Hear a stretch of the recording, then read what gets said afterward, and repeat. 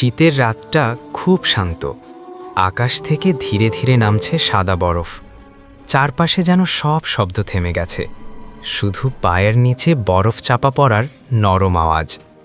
এই ছোট্ট গ্রামটা দিনে যেমন সাধারণ, রাতে ঠিক তেমনই জাদুর মতো সুন্দর। প্রতিটা ঘরের জানালা থেকে বেরিয়ে আসা হলুদ আলো বলছে ভেতরে এখনও উষ্ণতা বেঁচে আছে। এই ঠান্ডার মধ্যেই একজন দাদি হাঁটছেন ধীরে ধীরে, তার দুই পাশে দুটি ছোট হাত। কথা নেই, তবু ওই নীরবতার মধ্যেই সবচেয়ে বেশি ভালোবাসা লুকানো। দরজাটা খুলতেই ঠান্ডা বাতাস আর উষ্ণ আলোর মাঝে একটা সুন্দর সীমারেখা তৈরি হয়। বাইরে শীত, ভেতরে আশ্রয়। ঘরের ভেতরটা ছোট কিন্তু ভরা শান্তিতে। কাঠের মেঝে, নরম আলো আর চুলার আগুনে ধীরে ধীরে জ্বলে ওঠা উষ্ণতা। চুলার পাশে বসে দুটো ছোট হাত গরম হয়।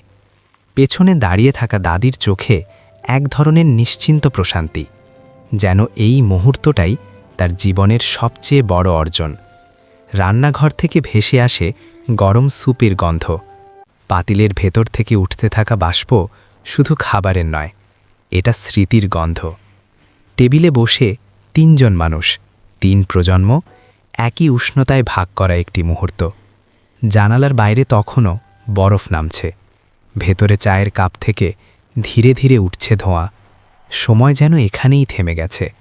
কোনো গল্প বলা হচ্ছে না, তবুও গল্প তৈরি হচ্ছে। আগুনের আলো দেওয়ালে নাচছে আর নীরবতা বলছে সব ঠিক আছে।